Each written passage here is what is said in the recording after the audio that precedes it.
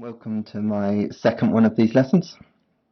If you look closely, you can see this is my second attempt at this lesson because I failed at the first hurdle, getting the title wrong the first time I tried this. So we carry on where we left off last time. We've looked at Newton's first law. We've said that objects with a resultant force of 0 are either stationary or moving at a fixed velocity, at a constant velocity. So really Newton's first law is all about what happens when forces are balanced. Newton's second law is all about what happens when forces are not balanced.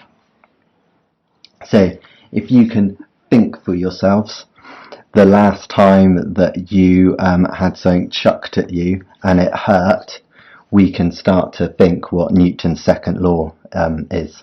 This is nice and easy for me to remember because I took my little brother to the park. I sat outside the park on my phone. This is my attempt at drawing me. Sat on a park bench on my phone, watching my phone while my little brother went on the swings and whatnot. I was sat there paying absolutely no attention when someone kicked a basketball at me very hard and it hit me right in the head and it hurt an awful lot.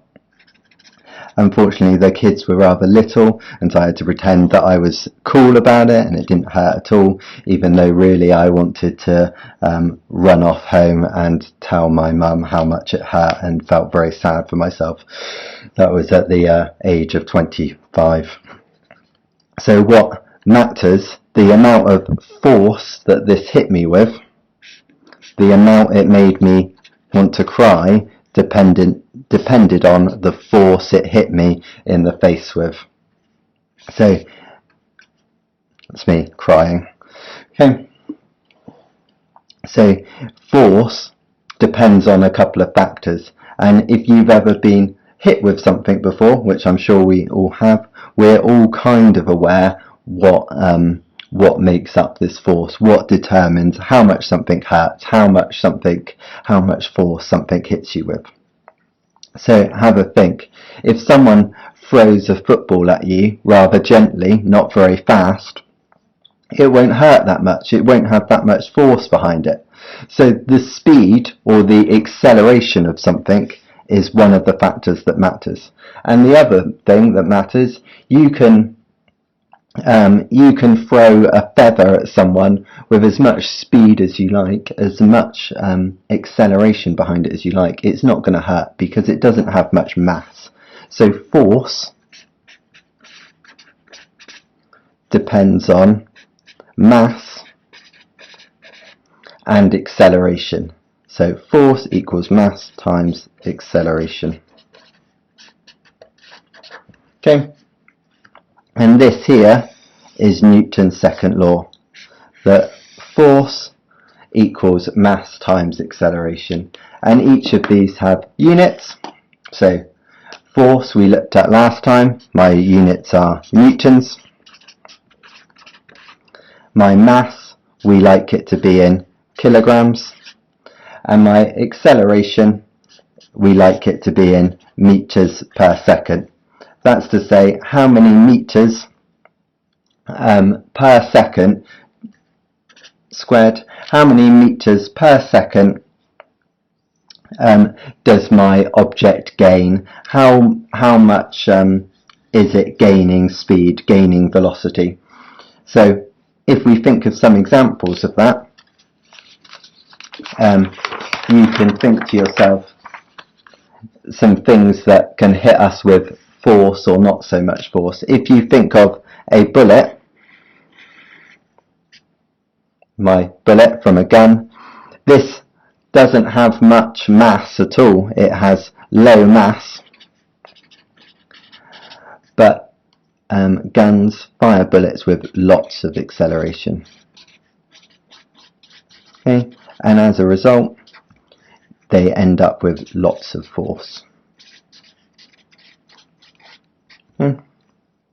Whereas other items, think of a football, as much as I wanted to cry after it hit me, it has reasonably low mass and it has reasonably low acceleration, particularly when it's kicked by a 12-year-old boy. So sure, I knew about it, sure it was a reasonable amount of force, but it wasn't too bad at all. With equations like this, we can draw our triangles to remind us what's going on. I know lots of you like to have these triangles for these kinds of things. So my triangle for this is, bear with me, is force at the top and mass and acceleration on the bottom. Okay, so these triangles are going to be particularly useful for this equation because it's really important that you're happy using it, happy rearranging it. This equation is Newton's second law. So if an exam question ever asks you to state Newton's second law, this is what it's wanting you to do. To state this equation, and then possibly you need to be able to rearrange it and perform calculations with it. This is one of those things that comes up lots and lots. So while you might not necessarily get asked to talk about Newton's second law a lot on its own, you need to know about it for lots of little bits of science. So hopefully you've looked at the presentation already and you'll have seen that there are a few example questions in it. So we're going to have a go at a few of those. Okay, there's 3 to do. We'll go through them together here. So first one says, example 1, Terry's chocolate orange is accelerated at 10 meters per second. It weighs 0.157 kilograms. How much force does it hit the wall with?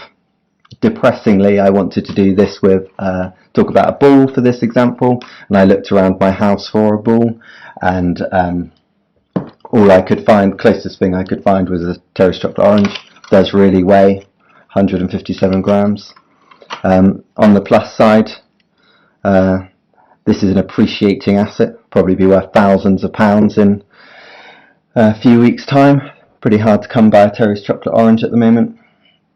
So, answering this question then, as ever, first thing you want to do if you come across an exam question like this is you want to be writing your equation. If everything else goes wrong, you've got a mark for saying force equals mass times acceleration.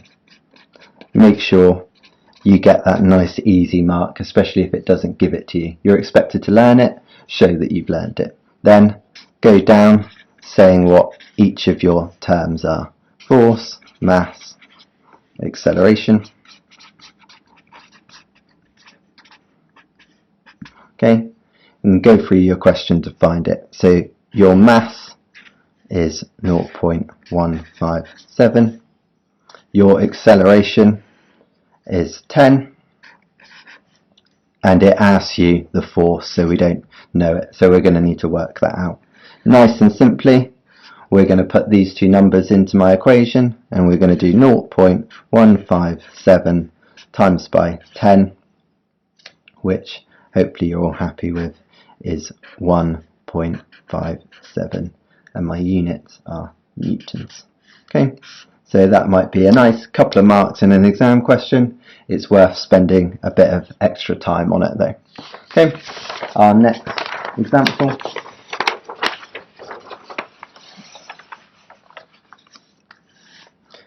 Okay, so same job. It says a car has a mass of 1,625 kilograms, has an engine which provides a driving force of 5,650 newtons. Find its acceleration. So same thing we're going to do again. Force equals mass times acceleration, and we're going to do my terms again.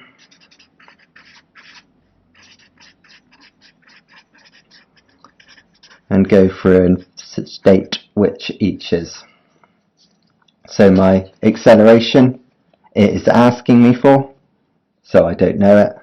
My mass up here, 1625, and my force 5, 6, 50. Okay, so if we put that into my equation, it tells me that my force 5, 6, 50 equals my mass 1625 times by something, and it's this that I want to find out. Now you can either look at your triangle and use that to work it out, which is mass acceleration, and we're trying to find acceleration, so I need to do force divided by mass, or some of you might just look at this equation and be able to work it out. Either way, we need to do 5, 6, 50 divided by 1625, which I wish I'd thought and prepared that answer earlier. Instead, a little bit of product sponsorship by Apple here. Please send me a free iPad or MacBook or something. And my answer comes out at 3.48. And it's acceleration, so it's meters per second squared. Okay, so every second my car is gaining an extra 3.48 meters of acceleration. Good. Okay, so this, because you've had to rearrange it, because you've had to use this, it might be worth an extra mark. So that could be a good 3 marks in an exam question, which is pretty generous. Of course, in the real world, we can't just talk about the driving force of a car. We need to think about the resultant force, because my car is going to face resistance from the world, it's going to face drag, it's going to face friction, it's going to face air resistance. So my final question here looks at that. It says a car engine provides a driving force of this. The drag force, the force pushing backwards, is 450. The car is able to accelerate at 20 meters per second. What is its mass? So it might be helpful to think of this in terms of a force diagram. Here's my car. The driving force is big, so I draw that arrow big. The force going back in the opposite direction is a bit smaller. Okay, so it's 450. So my resultant force, the force that I'm interested in, is this one here. Take away this one. So 5, 6, 50 minus 450, which comes out at 5,200. Okay. 5,200 newtons. The acceleration equals 20 meters per second squared. That should be good. And then it's asking me for the mass. Okay. And so I need to do my calculation to find it out again. If we think of my triangle, I don't know why I'm changing colour pen so much. Force, mass, acceleration. Well, I'm trying to find my mass. If I cover that up, I'm going to do my force, 5,200 divided by my acceleration. Good. So again, 5,200 divided by 20 comes out at 260, and my units are kilograms. No idea if that is a reasonable number for my mass or not. Okay, so good. Those are your 3 examples sorted. And this final term here, the idea of mass affecting acceleration, brings me on to the final little bit of this this lesson, which is the idea of inertia.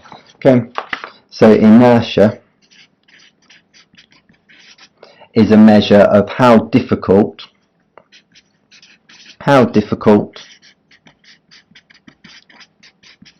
it is to move an object.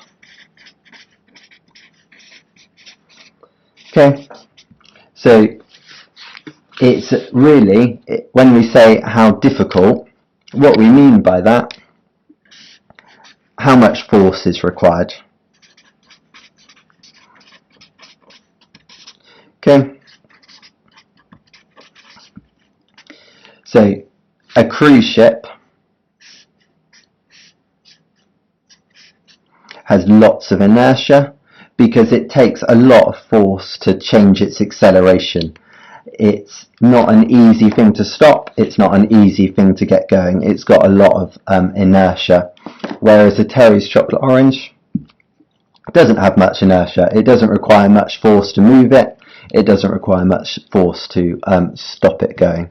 And we can use this word inertia to describe anything. So you could talk about a person having a state of inertia if you struggle to get up in the morning, if you're struggling to motivate yourself to do your schoolwork at home at the moment, you could say that you have inertia. Okay, great. So that's our second lesson done. It's really good to see lots of you complete the first lesson, so please keep that going. You should all receive your feedback to this. Should have already received it already. When you complete the questions this time, it's really important you use your Gmail account in order to be able to access feedback. Make sure you stay safe, look after each other. Bye bye.